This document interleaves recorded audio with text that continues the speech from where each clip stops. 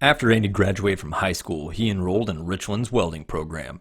He took general ed classes during the day and welding classes at night. A company posted a job for a facility maintenance mechanic. They'd be helping prepare and open a new facility that would build steel towers. The location was 40 miles from home, and Andy was up for a new challenge. He applied, interviewed, and aced the welding proficiency test. After 3 years on the job, Andy worked his way up into a management role, but he was ready for a change of pace. He wanted something of his own. But excavators aren't cheap, so Andy found a John Deere 490E with 12,000 hours. Excavators don't move themselves, so Andy studied, practiced, and passed his CDL test. Andy worked hard and took every job he could to get started. Each year, fixing what he could and upgrading what he could as well.